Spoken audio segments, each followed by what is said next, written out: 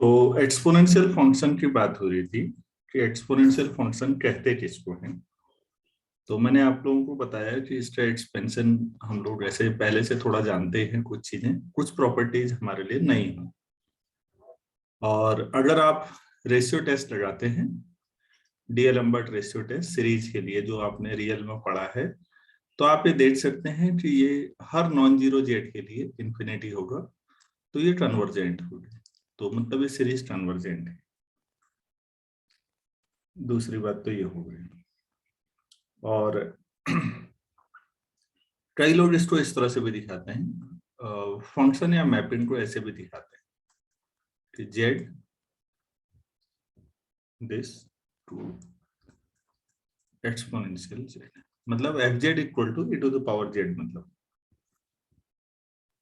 और कई किताबों में ऐसा लिखा होता है कि exponential this is a function from C to C, such that exponential z ऊपर लिखा ही है मैंने। क्यों क्या होता है, this is called exponential function, ये इसके रिप्रेजेंटेशन। सबसे अच्छी बात यह है कि ये हर जगह कन्वर्जेंट है इसकी पावर सीरीज, ये बहुत अच्छी बात है। अच्छा, तो मुझे ये भी बताइएगा कि पावर सीरीज मुझे अभी पढ़ाना चाहिए यही कॉम्प्लेक्स में, या उसको रियल का हिस्सा मान के छोड़ देना चाहिए? आप लोगों की क्या राय है, जैसा आप कहते हैं। सर पढ़ाना चाहिए। और लोग ठीक है, और लोग को कोई दिक्कत तो नहीं है भाई, पढ़ा दें? No sir, yes sir. No sir. नहीं, क्या नो क्या यस, यार क्लियर करो। सर पढ़ा दो। अच्छा, पढ़ाना है सर ना? जो एनालिटिक फंक्शन से कनेक्शन होता है ना पावर सीरीज का, सर वो तो जरूरी बाद है। में, वो तो लोकली एनालिटिक जब आएगा और होलोमॉर्फिक, वो तो आएगा ही आएगा। तो पावर सीरीज पढ़ानी है मतलब ना, ठीक हो गया। पावर सीरीज के बारे में रियल में भी पढ़ाया जाता है, कॉम्प्लेक्स में भी, लेकिन कॉम्प्लेक्स में पावर सीरीज एक्सपेंशन बहुत पावरफुल चीज है, वाकई पावरफुल है। उसका नाम खाली पावर नहीं रखा गया है। रियल में गड़बड़ हो जाती है थोड़ा, तो उनपे हम बाद में बात करते हैं होलोमॉर्फिक के सेंस में। अभी हम लोग एक्सपोनेंशियल पढ़ रहे हैं, तो एक्सपोनेंशियल की प्रॉपर्टीज पे एक थ्योरम है। थ्योरम जो मैं लिखा रहा हूँ, कुमरेसन सर की बुक का स्टेटमेंट है। तो कोई दिक्कत नहीं है, इतनी किताबें खरीदने की जरूरत नहीं है। आप लोग क्लास रोज अटेंड कर रहे हैं, नोट्स मेंटेन करते हैं और चीजों को रिवाइज करते हैं, ये पर्याप्त है। किताबों के पीछे भागने की जरूरत नहीं है। कभी भी ऐसा मत सोचिए कि ज्यादा किताबें पढ़ने से आप विद्वान हो जाएंगे। किताब एक ही पढ़ो, कोई दिक्कत नहीं, ढंग से पढ़ो, वो जरूरी है। तो हम लिखते हैं द एक्सपोनेंशियल फंक्शन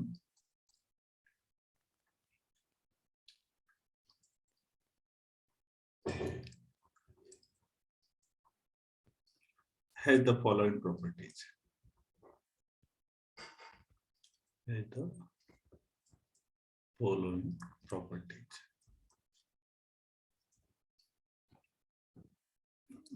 पहला, exponential of z plus w equal to exponential z exponential w for all z and w belongs to C। चलिए इसी का प्रूफ करके देखते हैं। इसको प्रूफ कैसे करेंगे, ये इतना आसान नहीं है, मैं पहले बता दूं प्रूफ करना।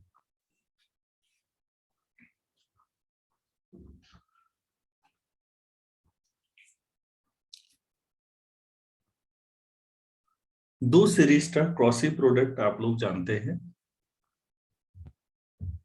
क्रॉसी प्रोडक्ट, या पहले क्रॉसी प्रोडक्ट पढ़ाना है, बताना है?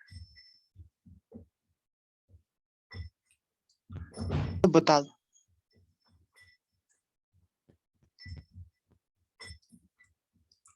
क्रॉसी प्रोडक्ट,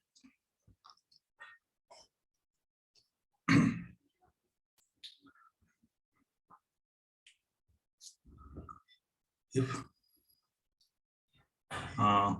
दो सीरीज है हमारे पास, सिग्मा ए एन, रियल का स्टेटमेंट लिख रहा हूं मैं, एंड सिग्मा बी एन और एब्सोल्युटली कन्वर्जेंट, शब्दों पे ध्यान दीजिएगा। एब्सोल्युटली कन्वर्जेंट है तो कन्वर्जेंट तो होगा ही,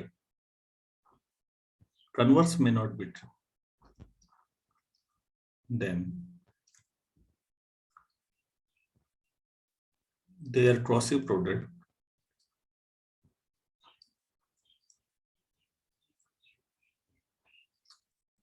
sigma Cn is also convergent where Cn equal to A naught Bn plus A1 Bn minus 1 plus An B naught।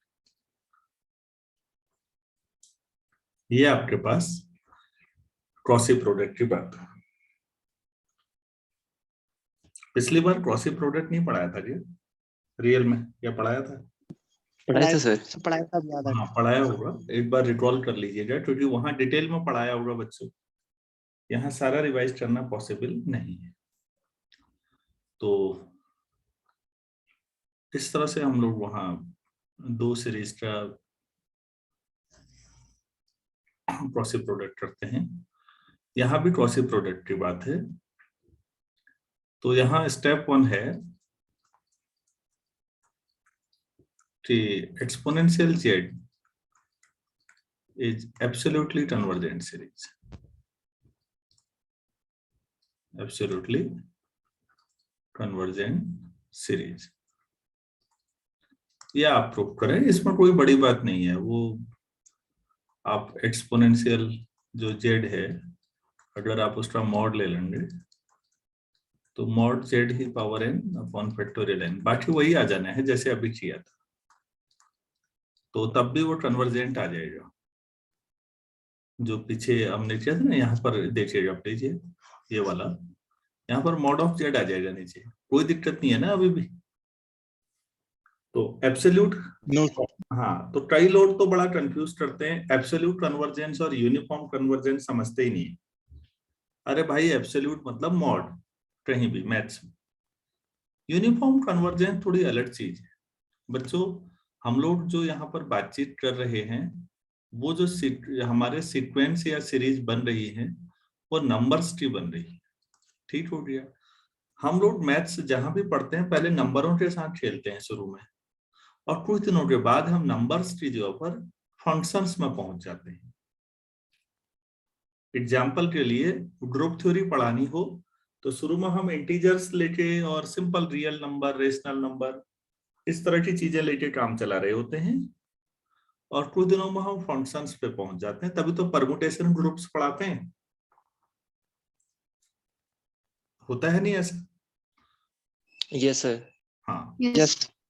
सब जो यही हालत है। कॉम्प्लेक्स का रियल के ऊपर वेक्टर स्पेस पढ़ाना है, कोई दिक्कत नहीं, शुरू में नंबर्स पढ़ाते हैं और बाद में हम कंटिन्यूअस फंक्शंस ओवर 0 1 लेते हैं, मतलब फंक्शंस पे पहुंच जाते हैं। तो भाई सीक्वेंस में भी यही होना था। जब आप शुरू में सीक्वेंस पढ़ते या पढ़ाते हैं तो रियल सीक्वेंसेस की बात होती है, लेकिन बाद में जो सीक्वेंस हैं वो फंक्शंस के सीक्वेंस हो जाते हैं। वो इस तरह से सीक्वेंसेस हैं। और फंक्शंस के सीक्वेंस होंगे तो जैसे ये ANTC A पे कन्वर्ट कर रहा है तो ये FNXTC FX पे कन्वर्ट करेगा। इसको लिमिट फंक्शन कहते हैं, ये लिमिट फंक्शन है। तो फिर सवाल कई तरह के उठते हैं मैथ्स में। पहला सवाल ये उठता है कि अगर कहीं किसी सीक्वेंस में जो फंक्शंस का सीक्वेंस है, हाँ नंबर का नहीं, अब फंक्शंस पे आ गए, तो बच्चों यहाँ यूनिफॉर्म कन्वर्जेंस का रूल शुरू होता है। कोई भी मैथमेटिकल प्रॉपर्टी अगर सीक्वेंस की हर टर्म के पास है तो वो प्रॉपर्टी लिमिट फंक्शन के पास भी पहुंच जाएगी, बशर्ते, मतलब गारंटी ये है कि ये यूनिफॉर्मली कन्वर्जेंट। तो ये अगर यूनिफॉर्म कन्वर्जेंस है ये सीक्वेंस, तो whatever mathematical property is preserved by each term of the sequence fnx that will be transferred to the limit function fx also। बस इतना ही है यार, वो वहां भी पहुंच जाए। तो ये जो गारंटी आपको एश्योर करने वाली चीज होती है फंक्शन स्टेट सीक्वेंस में, हाँ, वो यूनिफॉर्म कन्वर्जेंस है। अगर पॉइंट वाइज कन्वर्जेंस हो तो भी पॉसिबल है कि जो प्रॉपर्टी सीक्वेंस के हर टर्म के पास है वो लिमिट फंक्शन के पास पहुंच जाए, लेकिन अब पॉसिबिलिटी है, अब गारंटी नहीं है। लेकिन यूनिफॉर्म कन्वर्जेंस आपको गारंटी देता है। तो यूनिफॉर्म कन्वर्जेंस ये है। एब्सोल्यूट कन्वर्जेंस तो मॉड लेने से मतलब हुआ, वो तो दोनों जगह काम आ जाता है, नंबर में भी यहाँ भी। क्या मैं अंतर समझा पाया आप लोगों को? Convergence, absolute convergence, uniform convergence. Uniform convergence या पॉइंट वाइज कन्वर्जेंस का रोल तब शुरू होता है जब आप फंक्शन के सीक्वेंस लें, तो वो एडवांस लेवल है। जब आप नंबर के सीक्वेंस ले रहे हैं तो फिर तो खाली या तो नंबर लेंगे या मॉड लेके लेंगे, बाकी क्या होना है उनमें। तो यहाँ पर नॉर्मली कन्वर्जेंस या एब्सोल्यूट कन्वर्जेंस की बात आती है। तो चीजों को मिक्सअप मत करिएगा और कन्वर्जेंस को लाइटली मत लीजिएगा। जिसने सीक्वेंस में खूब मेहनत की है ना, उसको यहाँ कम दिक्कत आनी चाहिए, उनके लिए नया नहीं होना चाहिए। सीक्वेंस की कन्वर्जेंस, हाँ, बदकिस्मती से हमारे कॉलेजेज और यूनिवर्सिटीज सीरीज पे फोकस कर देते हैं। तो ये स्टेप 1 था, मैं इस पे नहीं जा रहा हूं, ये आप लोग कर लेंगे। स्टेप 2 की बात करते हैं। आप अगर एक्सपोनेंशियल, देखो बच्चों, मैं अभी हाल ही में लेक्चर सीरीज दे रहा था, वहां भी ये बात बता रहा था कि a+b=b+a जब हम बच्चों को पढ़ाते हैं कि कम्यूटेटिव है रियल नंबर, तो बच्चे इसको इतना हल्का लेते हैं, इतना मजाक में लेते हैं। उन्हें लगता है यार फालतू, इनके पास पढ़ाने को शायद कोई ढंग की चीज है नहीं, अपना तो टाइम वेस्ट कर रहे हैं, हमारा भी कर ही रहे हैं। अच्छा, आपने एक क्वेश्चन पूछा है, मैंने अभी देखा है Kartik, is there any connection in between homeomorphism and homomorphism? और नहीं, ऐसा कोई कनेक्शन नहीं है, दोनों इंस्पायर्ड हैं। होमोमॉर्फिज्म से इंस्पायर होकर होम्योमॉर्फिक बनाई गई हैं चीजें वैसा ही, लेकिन यहाँ टोपोलॉजिकल स्पेस है तो थोड़ा कंडीशन बदलनी पड़ेगी। लेकिन बच्चों, जब यही चीजें इनफाइनाइट तक जा रही हैं और तब कोई पूछे कि क्या ये कम्यूटेटिविटी होल्ड करेगी, तो आप गारंटी नहीं दे सकते। इनफाइनाइट तक अगर है तो रीअरेंजमेंट ऑफ टर्म्स पढ़ाया होगा मैंने, अगर क्रॉसिव प्रोडक्ट पढ़ाया तो रीअरेंजमेंट भी पढ़ाया होगा, और ये बताया होगा बड़े नॉनसेंस रिजल्ट मिलने शुरू हो जाते हैं कंडीशनली कन्वर्जेंट सीरीज के साथ। Yes sir. हाँ, वो सीरीज है कुछ भी, तो ये रीअरेंजमेंट जो है बेसिकली ये उसी का जनरलाइजेशन है या नहीं, जो फाइनाइट में कम्यूटेटिविटी है, टर्म्स आगे पीछे करो, रीअरेंजमेंट यही तो है। तो ये बताने की कोशिश है कि अगर टर्म्स आगे पीछे करते हैं आप, तो इनफाइनाइट सीरीज में जो कम्यूटेटिविटी है उसमें भी गड़बड़ हो जाती है कई बार। तो जो चीजें बच्चों फाइनाइट में आपको ऑब्वियस लगती हैं, इनफाइनाइट में जरूरी नहीं है कि वो सही, ध्यान रखिएगा। तो इसलिए जब मल्टीप्लाई करना हो ना, जैसे दो नंबर से या दो ब्रैकेट है, हम लोग ऐसे मल्टीप्लाई करते थे, a इंटू बी को मान लो c+d से ऐसे मल्टीप्लाई, तो कोई फर्क नहीं पड़ता, आगे पीछे कहीं भी करो। लेकिन बच्चों, अगर ये सीरीज है और ये भी सीरीज है तो फर्क पड़ता है, फिर आप मन मर्जी नहीं कर सकते। तो उसी के लिए क्रॉसिव प्रोडक्ट पढ़ाया जाता है। तो क्योंकि आप जब एक्सपोनेंशियल ऑफ जेड और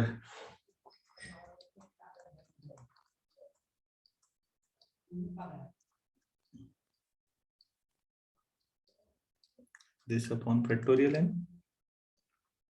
and it could be 0 to infinity, और यहाँ z to the power m कर लीजिए अपॉन फैक्टोरियल m, तो m equal to 0 to infinity, ताकि ये बदले कौन सा z कहाँ का है। आप मेरी स्थिति समझ रहे हैं मैं क्या कहना चाह रहा हूँ? तो जब ये मैंने लिखाया था ना, ये तो बहुत सारे लोगों को लगता है कि इसमें क्या पाया है, इससे तो कुछ है ही नहीं, ये तो ऐसे लिखो यार, e⁻z+w, तो वो e⁻z इंटू e⁻w हो तो गया। ऐसा करते हैं नहीं करते हम लोग? Yes sir. यस छोटी क्लासेस में हमारा उस समय पावर सीरीज से मतलब नहीं होता ना बच्चों। अब आपके पास इनफाइनाइट पावर सीरीज है, अब आपको ये दिखाना है कि हाँ ये ऐड होंगी और जेड प्लस डब्ल्यू के बराबर आएंगे। कैसे करेंगे फिर, यही तो समझना है अब इसको।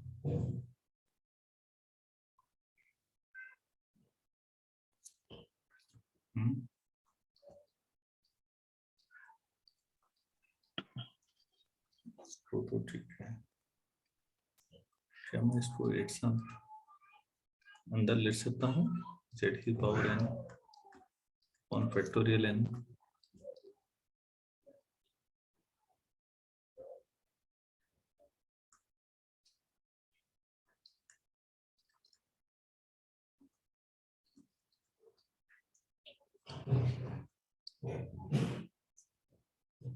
कैसे प्रूफ करेंगे?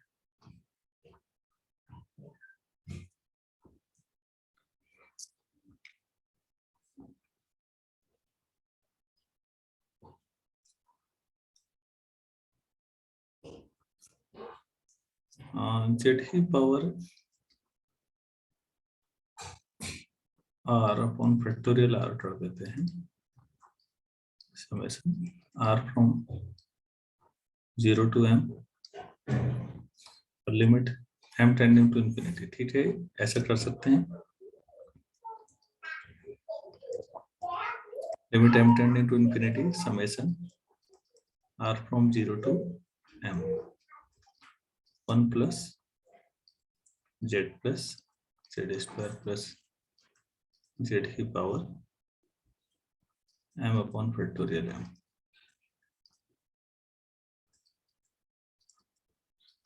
Limit m tending to infinity summation r नहीं समय r समेशन नहीं है, अब समेशन तो हटा दिया ना, तभी ये लगाया।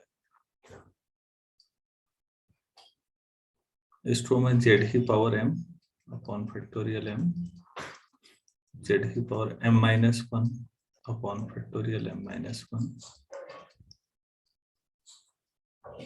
z की power m minus j upon m minus j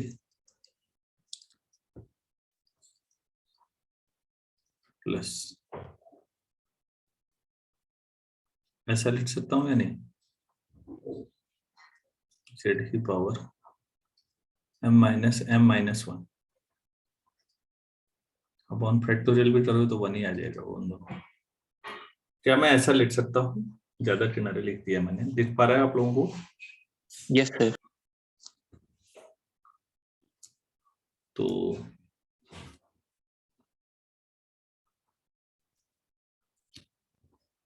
इसको limit m tending to infinity summation z to the power m minus j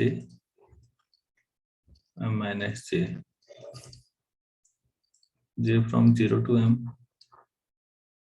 और m इंफिनिटी।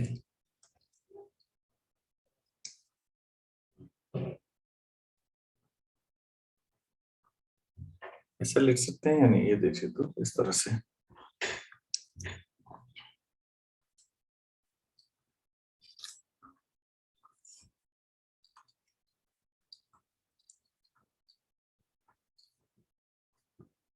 लिमिट तो इधर आ जाएगी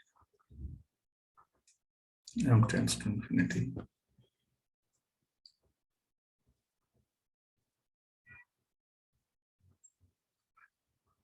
z to the power n upon factorial n, z to the power m minus j upon m minus j factorial।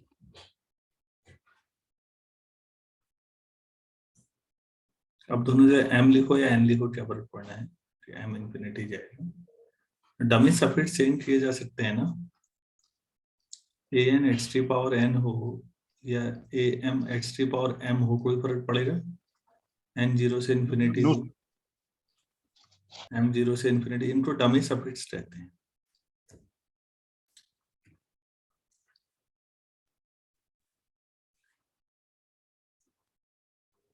तो हम इसे लिख सकते हैं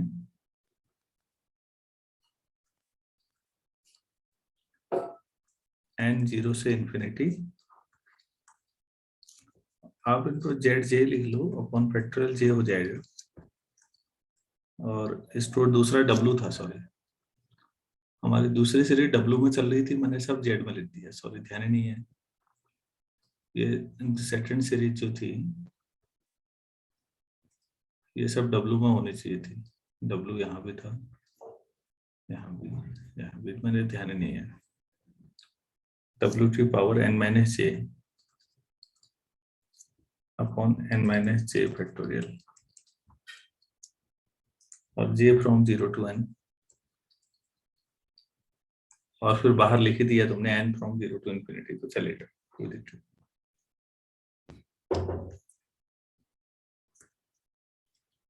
तो आपके पास ये आ गया। अब प्लीज यहाँ पर थोड़ा सा ध्यान दीजिएगा,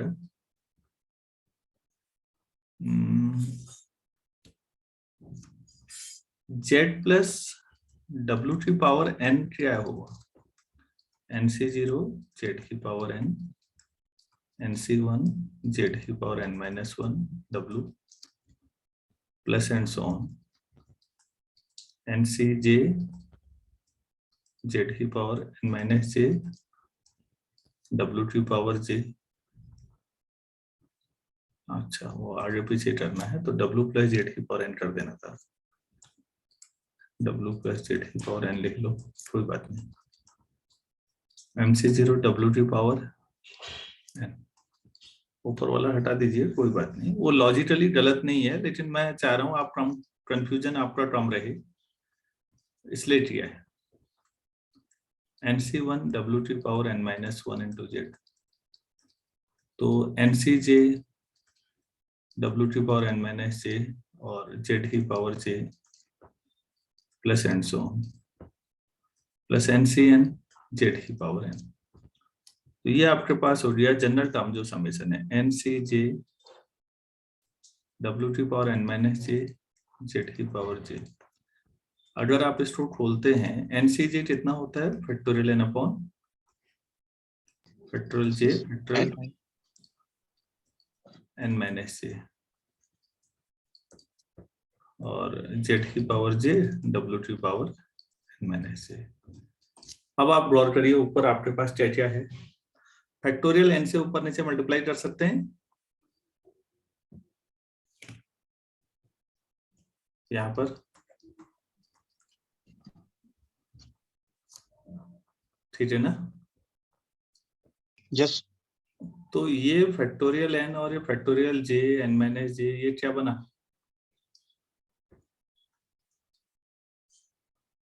अरे भाई इतना दोस्त किया, n क्या बन गया ये, ncj w की power n minus j z की पावर j, यही समेशन बन रहा है upon factorial n। Yes sir.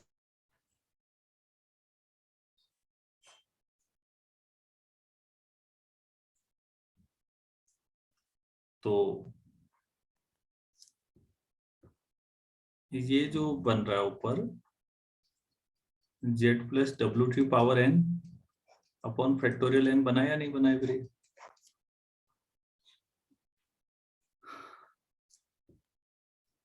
Factorial n तो नीचे है, बाकी ये ऊपर वाला जो है,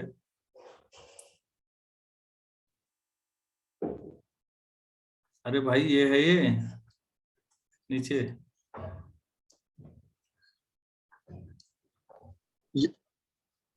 यस सर। तो ये क्या है, डेफिनेशन से एक्सपोनेंशियल ऑफ प्लस डब्ल्यू, ये ऐसे प्रूफ होगा बच्चों, इसमें ठीक ठाक बाइनोमियल थ्योरम लगी, तो स्क्रीनशॉट भी ले लीजिएगा और नोट भी कर लीजिएगा बाद में आराम से, मैं ऊपर को भी कर रहा हूँ, ये ले लिया हो तो आपने, ये असली टर्म, और एक अच्छी नॉलेज चाहिए तब ये प्रूफ होगा। किसी इंटरव्यू में या कहीं पूछ लिया तो ये ऐसा ही है प्रूफ बच्चों, जैसा मैं जब बीएससी 2 में था तो ग्रुप थ्योरी में प्रूफ करना पड़ा ना, a इंटू 0 0 होता है, मुझे लगा कि अलजेब्रा वालों के पास कोई ढंग की चीज ही नहीं है। मुझे बाद में समझ में आया कि a इंटू 0 0 होता है, बचपन में याद किया था, प्रूफ थोड़ी किया था। प्रूफ तो अलजेब्रा पढ़ने के बाद हुआ। बचपन में तो ये पढ़ा ना कि नेगेटिव और नेगेटिव को मल्टीप्लाई करने पे पॉजिटिव होता है। प्रूफ तो अलजेब्रा ने आपको पढ़ाया होगा। कहां पर पढ़ा आपने ये प्रूफ, याद है? Sir ring theory. हाँ, जब रिंग थ्योरी में -a और -b का प्रोडक्ट आप करते हैं तो a और b कोई भी दो एलिमेंट हो सकते हैं, तो वहीं पर पता लगता है कि अच्छा पॉजिटिव कैसे आता है। पहले आप 8 पॉजिटिव और 8 नेगेटिव को प्रूफ करते हैं और फिर दोनों नेगेटिव। तो ये प्रूफ करना ही हुआ। दो इनफाइनाइट एब्सोल्युटली कन्वर्जेंट सीरीज हैं, उनका प्रोडक्ट रिजल्ट हमें ऑब्वियस लगता है। क्या मैं समझा पाया आप लोगों को? Yes sir. Yes sir. तो बच्चों ये जो पहला रिजल्ट है ना, इसको लाइटली मत लीजिएगा। Exponential of z plus W exponential z exponential w होता है, वो हम भी जानते हैं, आप भी जानते हैं बचपन से। लेकिन जब कभी प्रूफ कराते हैं तो कोई करता नहीं है, तो प्रूफ आपको ये कराना चाहिए, करना भी चाहिए। यहाँ तो छोड़ो, अभी मैं हाल ही में टिहरी गया था, एनसीएम में, नेशनल सेंटर फॉर मैथमेटिक्स की वर्कशॉप थी, इंस्टीट्यूशनल स्कूल फॉर टीचर्स। ये मैंने टीचर्स को प्रूफ कराया, वो भी उतना ही परेशान थे, कई लोग उनमें, सब नहीं, कई लोग जितना आप हैं अभी। लेकिन एक बार प्रूफ हो जाए, बस पहले में ही दिक्कत है, बाकी तो अब हम डायरेक्ट करेंगे। अब मैं दूसरा रिजल्ट लिख रहा हूँ, फिर अब सीधे सीधे आगे बढ़ जाऊं ना। अब हो गया? Yes sir. यस। चलिए ठीक है, फिर मैं बाकी रिजल्ट कुछ डायरेक्ट लिखा रहा हूँ, कुछ करूंगा। सेकंड है हमारे पास, for x belongs to R with x positive, या पॉजिटिव रियल नंबर लिख देता शुरू में ही। We have exponential of x greater than 1 plus x and which is greater than x। अब देखो बच्चों, ग्रेटर देन तब आया जब रियल नंबर की बात हुई।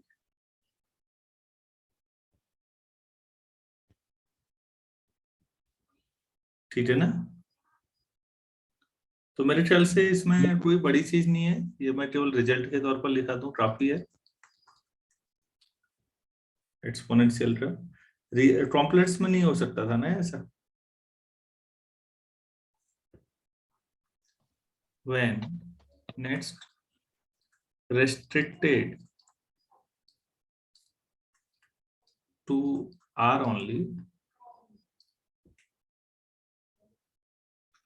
जब आप रियल नंबर की बात करोगे तो मैं ये कहना चाह रहा हूं, exponential is positive and increasing. फिर तो आप जानते ही हो, आप e to the power z का नहीं जानते, e टू द पावर एक्स्ट्रा ग्राफ तो जानते ही हैं भाई।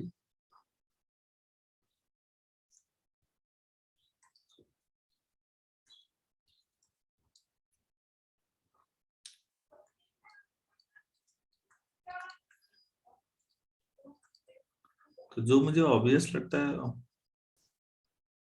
मैं उसको कर ही नहीं रहा हूं। Exponential z is non-zero and exponential of minus z equal to 1 upon exponential of z।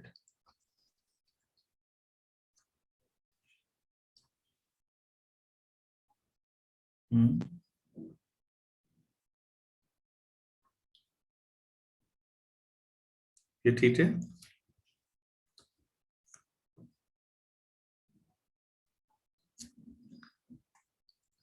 Next, exponential of z bar equal to exponential z whole bar।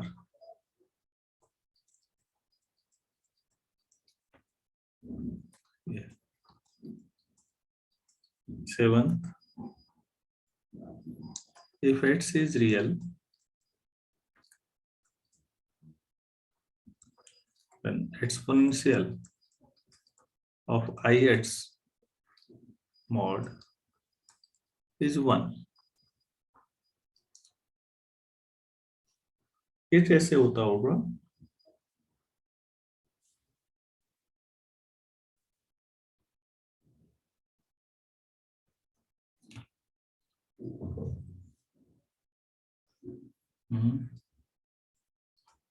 अच्छा ये बताइए, exponential of i x mod square करूं तो इसका मतलब क्या हुआ? Exponential of i x और into exponential of i x bar mod z square z z bar हुआ ना? Yes, sir. और अभी ये पढ़ा है, ये किसके बराबर होगा? Exponential of i x. तो आई एक्स बार में आई का बार ही हुआ, एक्स तो रियल नंबर है, एक्स तो लिखा है आपने रियल नंबर है ना?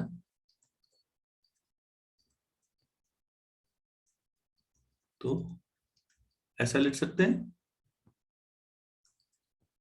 Yes. तो आज का जो पहला रिजल्ट था, एक्सपोनेंशियल जेड एक्सपोनेंशियल डब्ल्यू बराबर exponential Z plus W W. Exponential 0। Exponential Z आपके पास सीरीज है, अगर उसमें जेड की जो 0 रखेंगे तो क्या आ जाएगा उस सीरीज में? पहली टर्म बचेगी 1, बाकी तो सब 0 हो जाएंगे, 1 प्लस जेड प्लस। तो आपके पास मॉड ऑफ जेड स्क्वायर 1 है, तो मॉड ऑफ जेड भी 1 ही होगा या नहीं? या Yes. एक्सपोनेंशियल आई एक्स मॉड स्क्वायर 1 लिया है, तो एक्सपोनेंशियल आई एक्स मॉड भी 1 ही होगा ना, क्योंकि मॉड नेगेटिव तो हो नहीं सकता। इसका प्रूफ कर दिया मैंने, देखो ऐसे होगा प्रूफ। अरे भाई अब समझ में आ रहा है ना? Yes, sir. Yes, sir. अच्छा, 8th कुछ चीजें छोड़ दी मैंने प्रूफ, कुछ उम्मीद है कि आप कर लेंगे। और एक्सपोनेंशियल जेड मॉड उतना ही होगा जितना exponential real part of z और less than equal to exponential of mod z. Z belongs to complex number.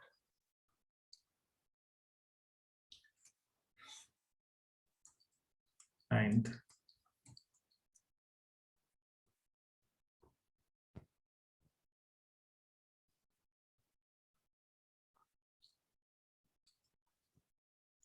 for any alpha belongs to R, R positive ले रहा हूँ, positive real number, there exists a unique x belongs to R such that exponential of x equal to alpha.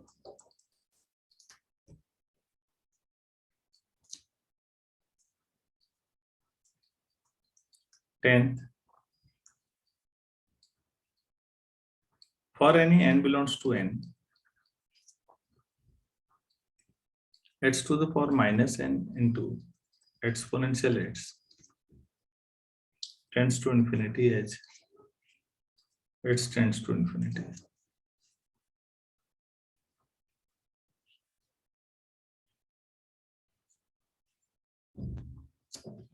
और 11th, for any n belongs to n, x to the power n to exponential of minus x tends to 0 as x tends to infinity. ये सारे points.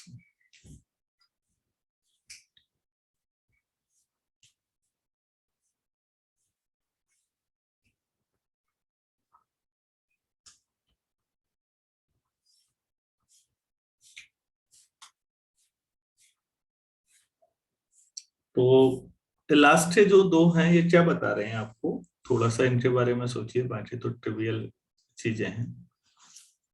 अगर मैं proof इसमें 10th का बताऊं तो ये exponential x upon x to the power n है ना, limit x tending to infinity, यही हुआ। अरे भाई यही तो हुआ सरल शब्दों में। यस।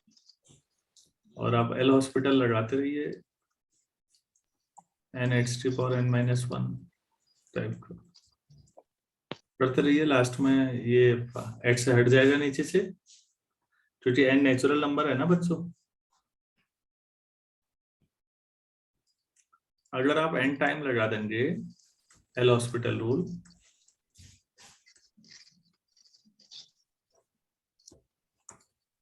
तो आपको ऊपर तो यही मिलेगा, नीचे क्या हो जाएगा, n फैक्टोरियल।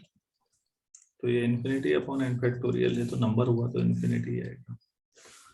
एक्चुअली इसमें कैलकुलेशन में मैं इंटरेस्टेड नहीं हूं, मैं बताना क्या चाह रहा हूं इसके माध्यम से, जरा उस पर गौर करिए। अगर x⁻n के साथ ऐसा हो रहा है तो x⁻n तो पॉलिनोमियल हुई ना,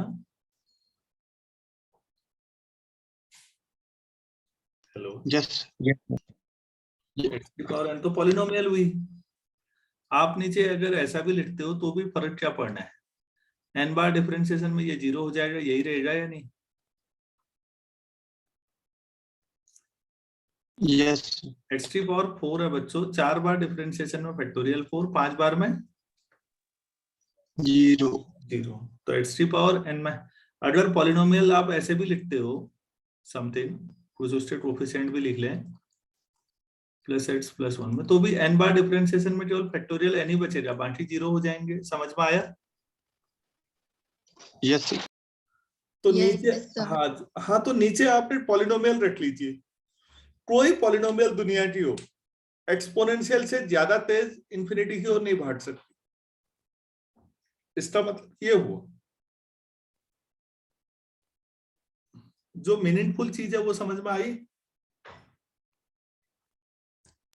यस मतलब Yes, sir. Exponential always